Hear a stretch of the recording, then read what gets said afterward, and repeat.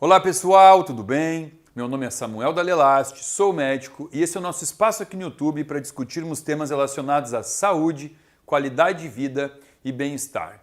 Bom, tá aqui mais um tema que as pessoas perguntam, eu já falei, eu leio os comentários, o Fernando me ajuda com isso e a gente selecionou aqui para falar para você então sobre esse tempero.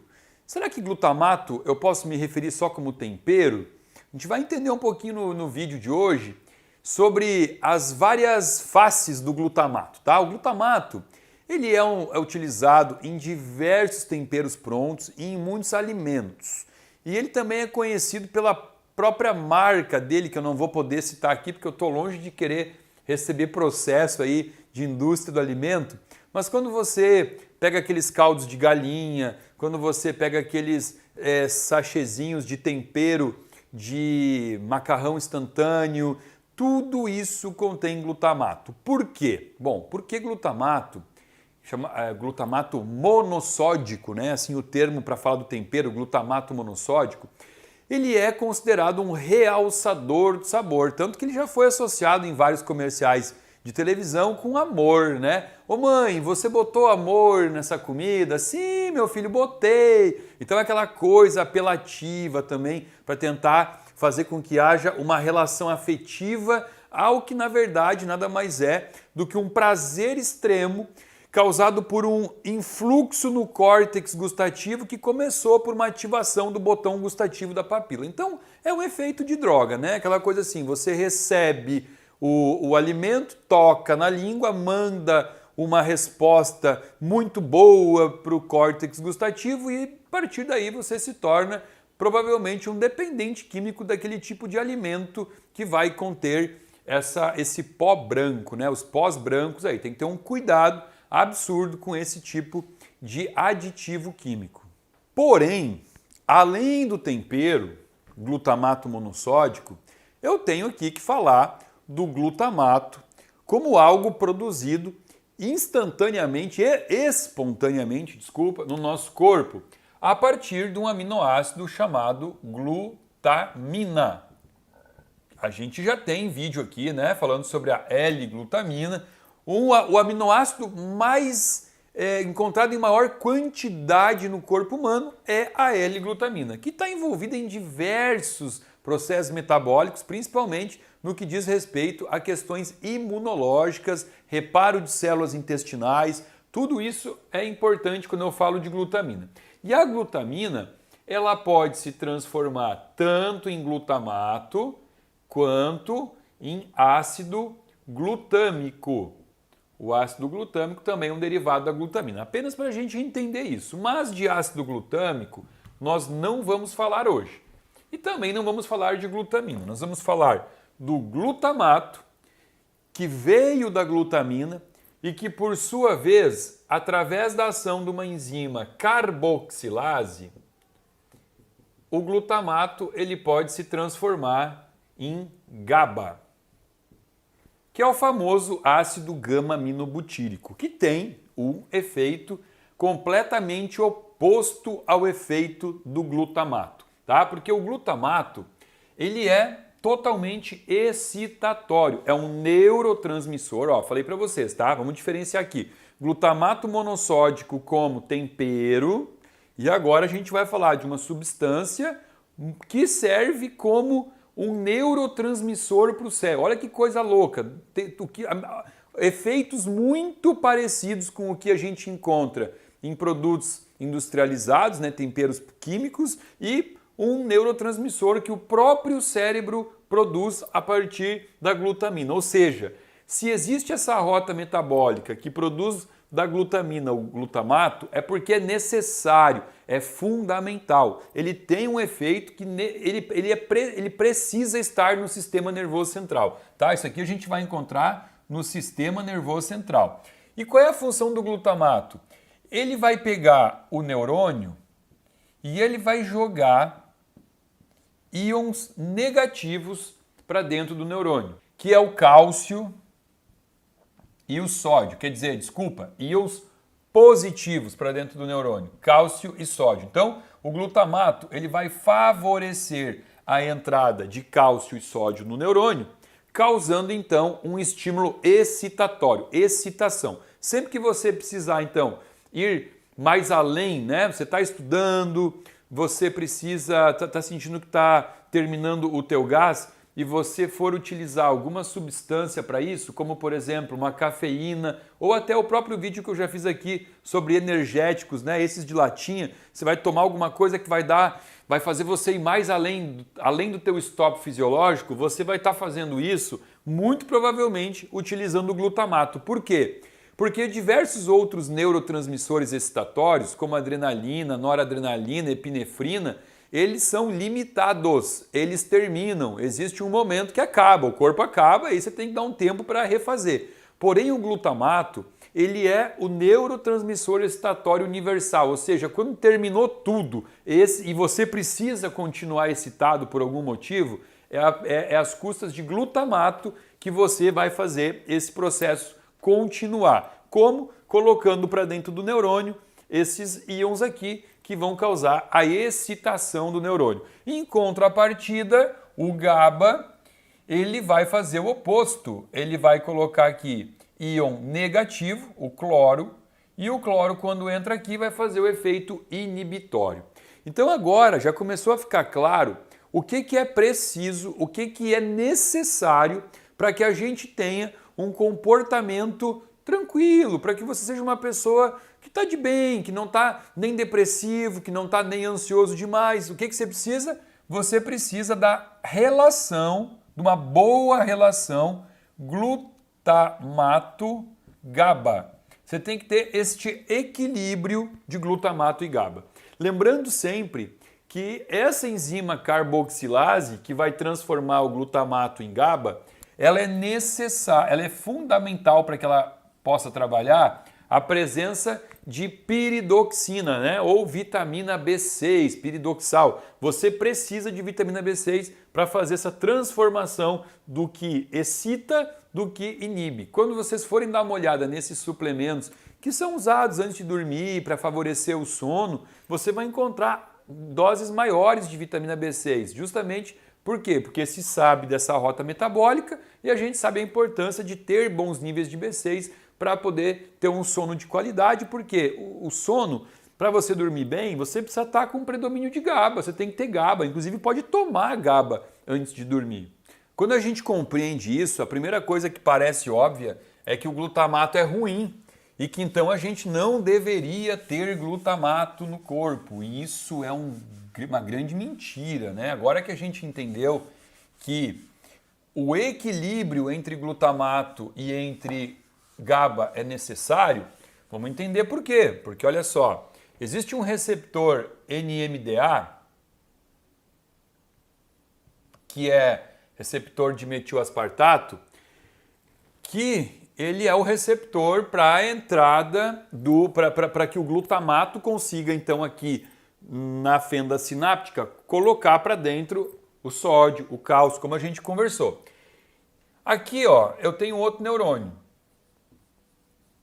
Então eu preciso do glutamato nesse espaço entre um neurônio e outro, que eu chamo de fenda sináptica.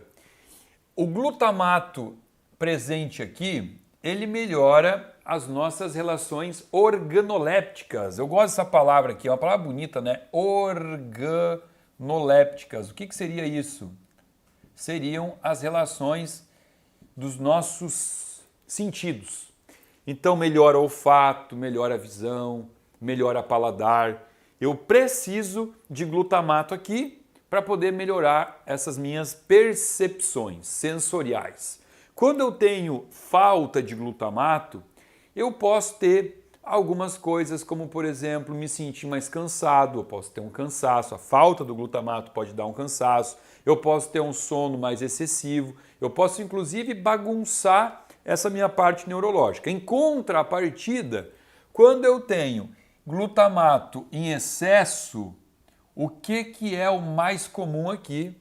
Aí vem uma coisa que eu ouço dentro do meu consultório todos os dias. Não teve um dia da minha vida trabalhando que não teve um paciente que sentou aqui e falou: eu estou me sentindo muito ansioso. Então é importante entender que a ansiedade ela tem diversos pilares, mas um deles, e muito importante, é o excesso do glutamato. Então, a palavra que rege tudo nessa vida é equilíbrio. Vocês entenderam? A falta dele é ruim, o excesso dele é tão ruim quanto. Ô Samuel, mas e por que tanta gente entra no teu consultório hoje e fala então que é ansioso? Por que uma das classes de medicamento mais vendidas no mundo hoje é justamente ansiolítico?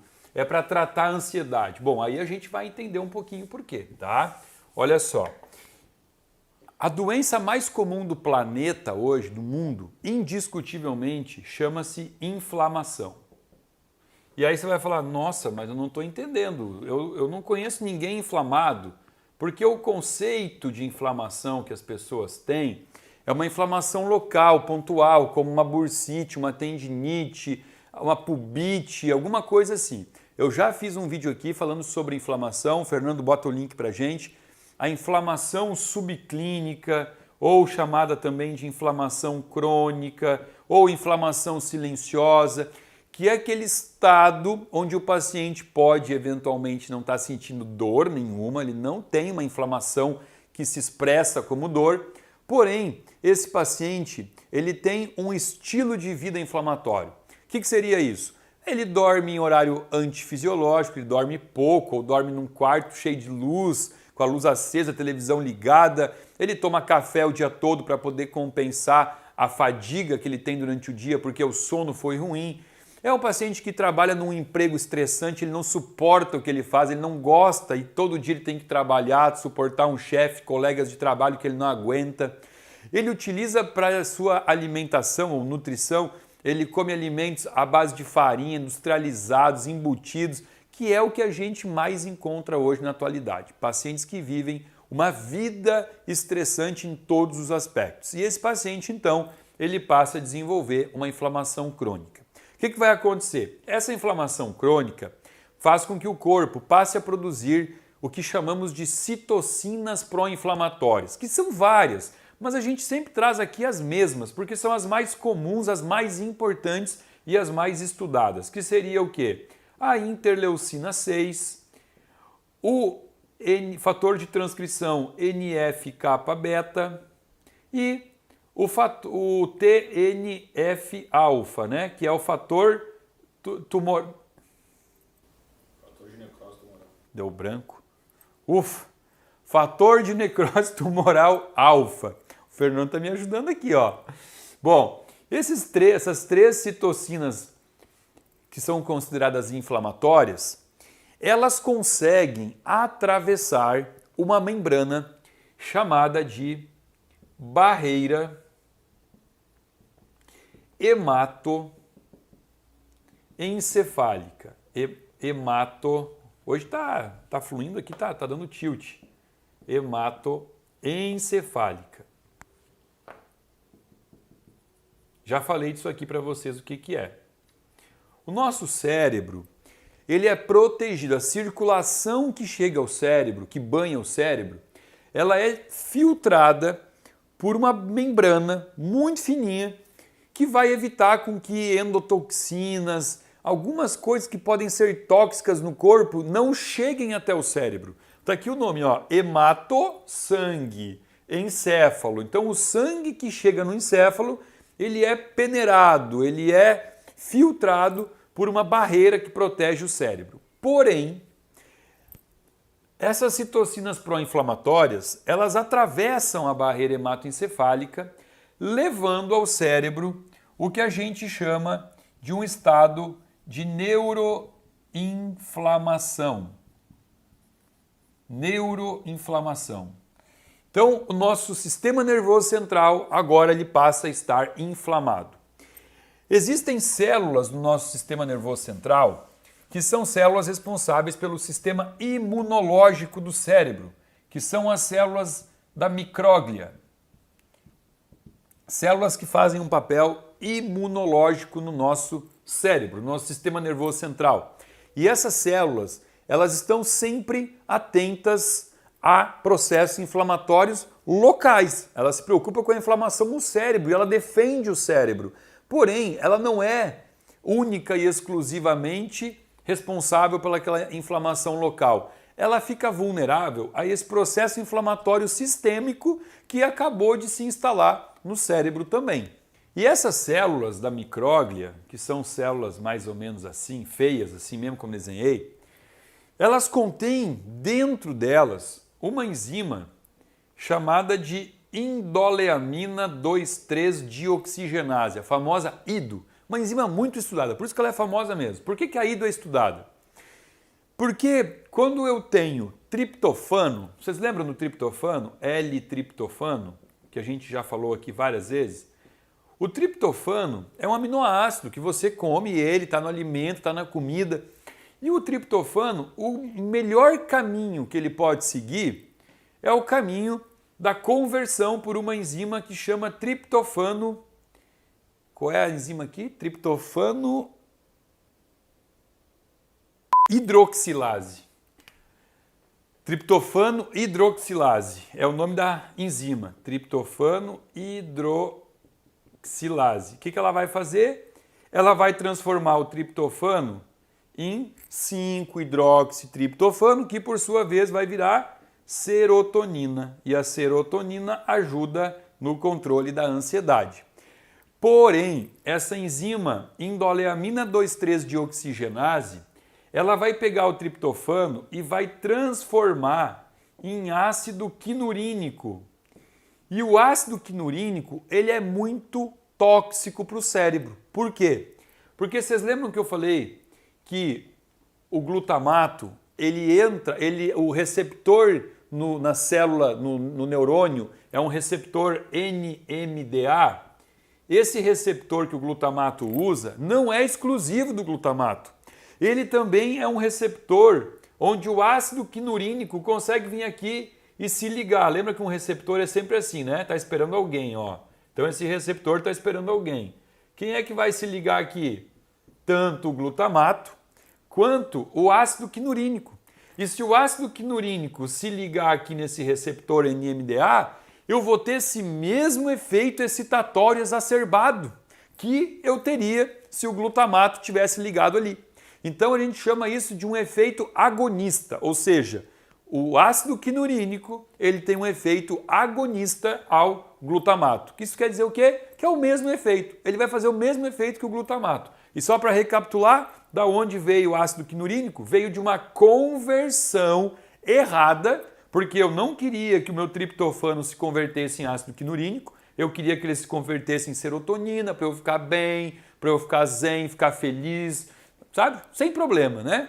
E não aconteceu isso. Virou ácido quinurínico porque eu estava com excesso de atividade desta enzima, que por sua vez está localizada na micróglia, que só está em excesso de atividade porque eu estou com o meu cérebro inflamado por conta de excesso de citocinas que foram produzidas por um estilo de vida doentio, que é o estilo de vida que as pessoas têm hoje, que eu já citei aqui e não preciso falar de novo, que com certeza é o que 80% aí, ou mais das pessoas que estão assistindo esse vídeo acabam adotando, né? Talvez não do jeito que eu falei, né? Em todos os pilares, dormindo mal, sedentário, não bebe água, não respira, está estressado, come errado.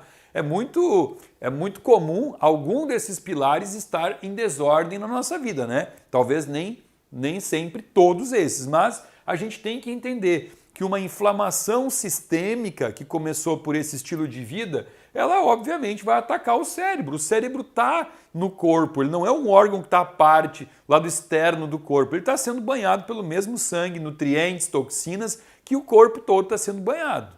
Obviamente que o corpo humano é tão inteligente que ele sempre tem um mecanismo para refazer os danos que a gente pode cometer no nosso próprio corpo. Existe aqui o fator neurotrófico, que é chamado de BNDF, que é um fator que, vamos dizer assim, recompõe, regenera todos esses danos que a gente causa no nosso próprio cérebro, tá? Fator neurotrófico.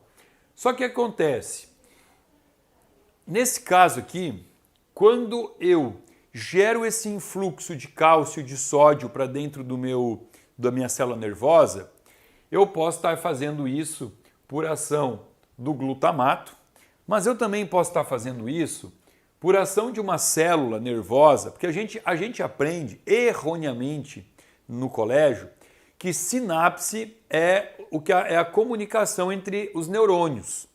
Só que tem um detalhezinho, tá certo falar isso, porém existe uma comunicação que é feita não só entre um neurônio e outro neurônio. Eu posso conectar neurônio com outra célula do meu sistema nervoso central chamada de astrócito. Olha quanta célula nova apareceu aqui hoje.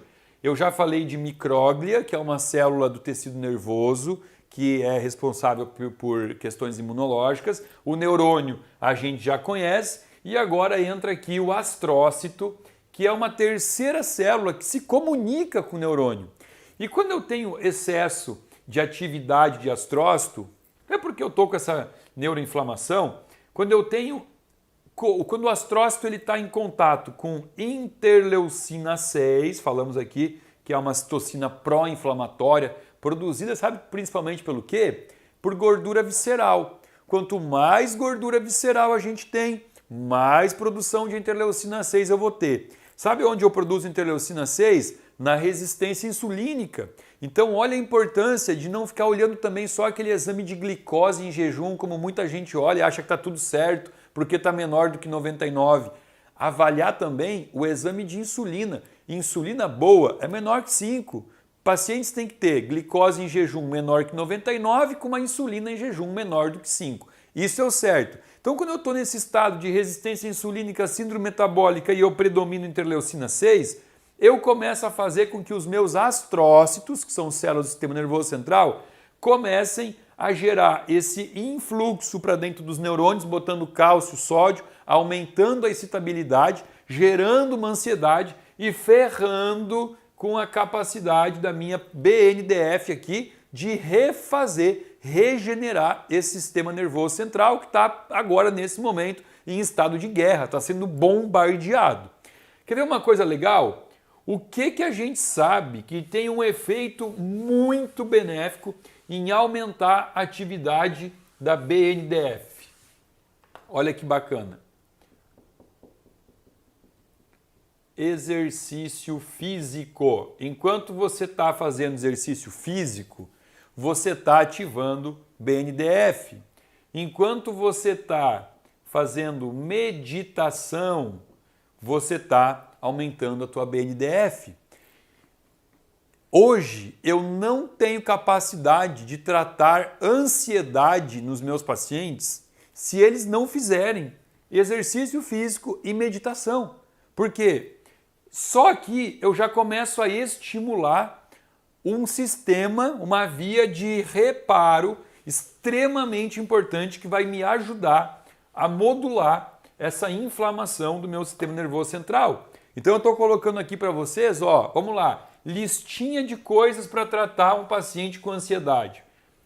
Exercício físico, meditação e aqui eu tenho que diminuir a inflamação desse paciente. Vocês acabaram de entender que ansiedade, e se estende para depressão também, tá, gente? Ansiedade e depressão é igual a inflamação. Como que eu trato essa inflamação aqui? Diminuindo o peso de gordura, né? Pacientes que têm gordura em excesso, gordura é bom para o corpo, é fundamental. Visceral não, mas gordura subcutânea precisa.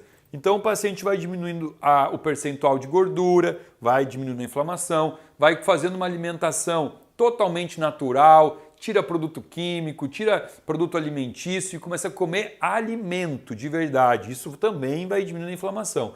Nesse caso aqui que eu estou tratando o cérebro, eu preciso pensar no antagonista do ácido araquidônico. Não tá feio falar antagonista, né? O que combate? O que é o oposto do ácido araquidônico? O ácido araquidônico é o ômega 6, né? O oposto dele é o ômega 3, que é composto por ácido eicosapentenoico e ácido docosahexenoico, é o EPA e o DHA. Nesse caso, falando de cérebro, mais importante falar do DHA. Então aqui o ômega 3 ele tem que ter mais quantidade de DHA, que é o ácido docosahexenoico. E aí, claro, eu vou usar alguns antioxidantes, né? Vou usar um resveratrol, um licopeno, um piquenogenol. Posso usar muitos antioxidantes nesse paciente aqui. Porém, se eu não mudar o estilo de vida dele, pode dar antioxidante que for, que não vai adiantar nada.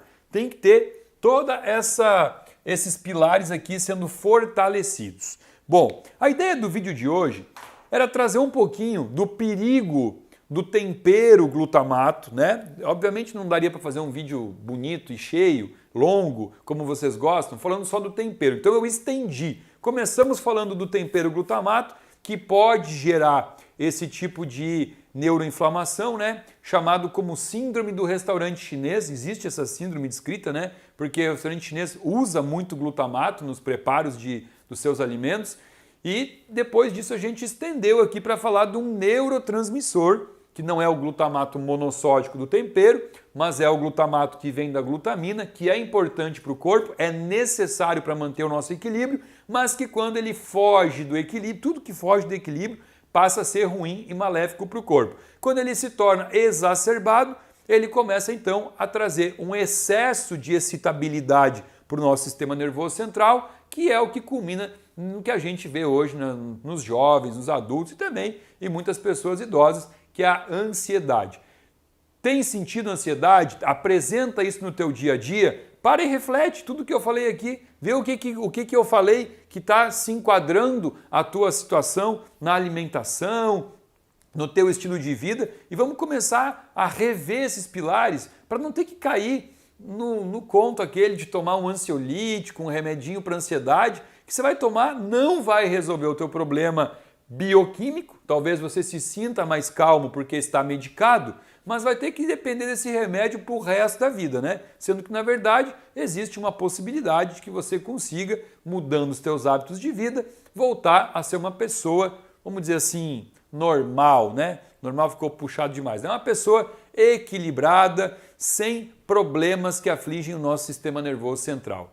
Se você gostou, dá um like nesse vídeo, compartilha com aquele teu amigo ansioso, aquela pessoa que senta do teu lado e chega a ser incomodativa, porque fica com aquela síndrome da perna inquieta, batendo o dedo, batendo a perna, se mexendo o tempo todo. Provavelmente essa pessoa aí, ela está com excesso de glutamato no cérebro. Compartilha o vídeo, inscreve no canal, abaixo desse link do nosso vídeo aqui tem um link que você pode acessar, se inscrever, fazer parte de um grupo VIP de pessoas que recebe conteúdo gratuito e exclusivo aqui do meu canal todas as semanas. Fica aqui o meu muito obrigado.